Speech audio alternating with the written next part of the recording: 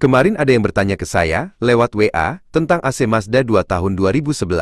Keluhannya klasik, dinginnya mulai hilang, kadang ada suara aneh dari mesin, dan dia bilang di bawah mobil kok ada rembesan oli dikit. Saya jawab, bos, tenang saja. Itu kasus klasik di Mazda 2, hampir semua unit pasti mengalami jika sudah di atas 7 tahun. Ini bukan masalah rumit, tapi butuh pengecekan teliti. Saya Misrani, dari bengkel Sumber Variasi. Pengalaman 7 tahun di tambang mengajarkan saya, masalah teknis itu selalu ada polanya. Mari kita bedah. Keluhan pertama, AC kurang dingin dan ada rembesan oli. Dalam dunia AC, oli rembes itu 99%, artinya freon juga bocor. Di Mazda 2, titik bocor paling sering adalah di sambungan selang tekanan tinggi atau di area kondensor. Oli kompresor ikut keluar bersama freon. Langkah pertama yang saya lakukan adalah pasang manifold gauge untuk cek tekanan. Kalau tekanan rendah, pasti ada bocor. Kita cek pakai air sabun di semua sambungan. Jangan sampai hanya tambah freon, karena itu hanya solusi 2 minggu. Sumber masalah harus ditemukan.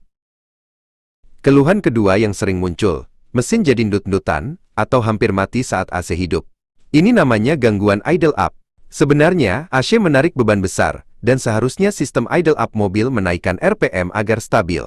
Jika ini terjadi, biasanya disebabkan tekanan kompresor terlalu tinggi, karena kelebihan freon/oli, atau sensor/kabel idle up bermasalah. Rekomendasi pengecekan fokus pada 2 hal.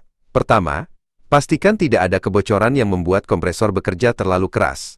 Kedua, periksa sistem kelistrikan yang mengatur RPM saat magnetic clutch kompresor on. Cek sensor tekanan, dan perhatikan putaran magnet di kompresor. Sekarang kita bicara biaya, biar nggak kaget. Kalau kerusakannya ringan, hanya bocor o-ring, ganti seal, atau perbaikan selang, estimasi biaya di bengkel saya biasanya mulai dari Rp300.000 sampai Rp800.000, tergantung titik bocornya. Ini sudah termasuk jasa vakum dan isi ulang freon yang baru.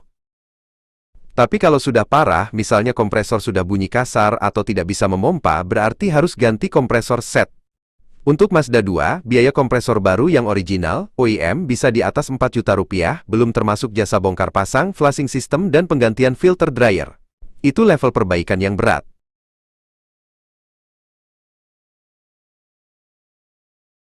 Intinya, jangan tunda perbaikan AC. Begitu ada gejala kurang dingin atau mesin mulai endut-endutan, langsung cek ke bengkel terpercaya. Perbaikan kecil jauh lebih murah daripada menunggu sampai kompresor jebol. Jangan lupa, AC yang sehat membuat kita nyaman dan menjaga kinerja mesin tetap optimal. Semoga panduan singkat ini membantu pemilik Mazda 2 di luar sana. Jika ada pertanyaan lebih lanjut, jangan ragu follow dan share tips ini ke teman-teman yang butuh. Terima kasih sudah mampir ke Sumber Variasi. Misrani, Sumber Variasi.